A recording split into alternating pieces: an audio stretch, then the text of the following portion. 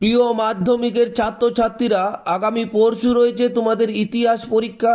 সেই ইতিহাস পরীক্ষা তার আগে গুরুত্বপূর্ণ যে 4 নম্বরের প্রশ্ন তোমরা নিশ্চয়ই জেনেছো যে 4, 8 এবং 2 নম্বরের তোমাদের প্রশ্ন থাকে বড় প্রশ্নের মধ্যে।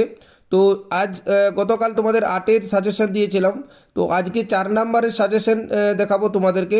তো দেখতেই পাচ্ছ প্রতিটি প্রশ্নের মান 4।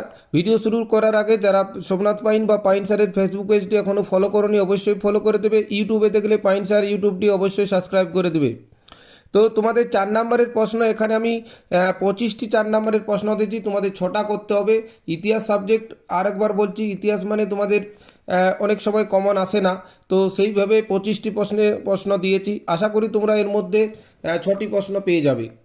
তো দেখো প্রথম প্রশ্ন, দেখো 1 নম্বরে, উডের নির্দেশনামা 1854 খ্রিস্টাব্দকে এদেশের শিক্ষা বিস্তারের মহাসনদ বলা হয় কেন? 1 নম্বর, খুব গুরুত্বপূর্ণ প্রশ্ন।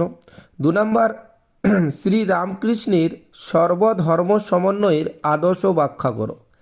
3 নম্বর, মহাবিদ্রোহের 1857 খ্রিস্টাব্দের প্রতি শিক্ষিত বাঙালি সমাজের মনোভাব কীরূপ ছিল? খুব গুরুত্বপূর্ণ, টেস্ট পেপারের প্রতিটি পেজে রয়েছে।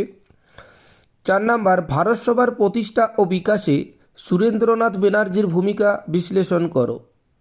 5 নম্বর, দেখো বারদৌলি সত্যাগ্রহের প্রতি জাতীয় কংগ্রেসের কীরূপ মনোভাব ছিল?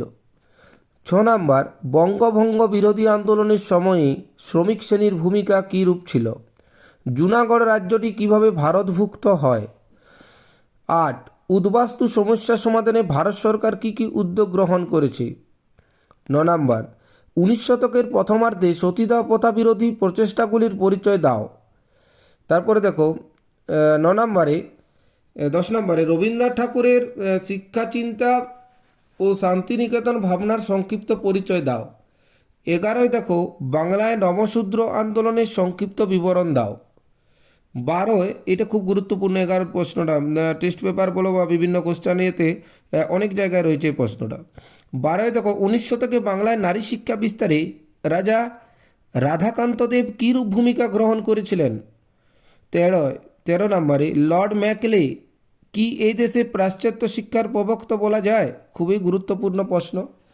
তারপরে দেখো 14 নম্বরে, ঔপনিবেশিক সরকার কি উদ্দেশ্যে অরণ্য আইন প্রণয়ন করেছিল? 15, নীল বিদ্রোহে সংবাদপত্রের ভূমিকা বিশ্লেষণ করো। 16, জাতীয়তাবাদ প্রসারে হিন্দু মেলার ভূমিকা বিশ্লেষণ করো। 17 নম্বরে দেখো গোরা উপন্যাসটিতে রবীন্দ্রনাথের যে জাতীয়বাদী ভাবধারার পরিচয় পাওয়া যায় তা বিশ্লেষণ করো। 18, ছাপাখানা বাংলায় শিক্ষা বিস্তারে কীরূপ পরিবর্তন এনেছিল? 19, বাংলায় ছাপাখানা বিকাশে গঙ্গা কিশোর ভট্টাচার্যের ভূমিকা বিশ্লেষণ করো। 20 প্রশ্নটা খুব ইম্পর্টেন্ট আছে, দেখো হুত্তুম পেচার নকশা গ্রন্থে 19 শতকের বাংলায় কীরূপ সমাজ চিত্র পাওয়া যায়?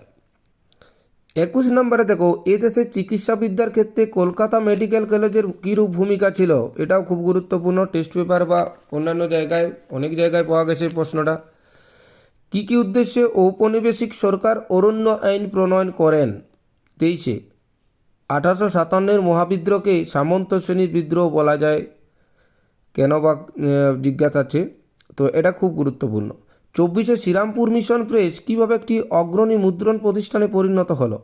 25, সংক্ষিপ্ত টিকা লেখো দেশ বিভাগজনিত 1947 উদ্বাস্তু সমস্যা। তো এই গেল তোমাদের 4 নম্বরের 25টি প্রশ্ন। ছাত্রছাত্রীদের বলবো পুরো ভিডিওটা দেখো, এই প্রশ্নগুলো শেষ মুহূর্তে একটু দেখে নাও। আশা করি তোমরা এর মধ্যে 6টি প্রশ্ন অবশ্যই কমন পাবে। তো ইতিহাস সাবজেক্ট একটু ভালোভাবে পড়ো, অবশ্যই তোমাদের ভালো পরীক্ষা হবে। আরেকবার তো আমার তরফ থেকে তোমাদের শুভেচ্ছা রইল, অবশ্যই তোমাদের ভালো পরীক্ষা হবে। ধন্যবাদ।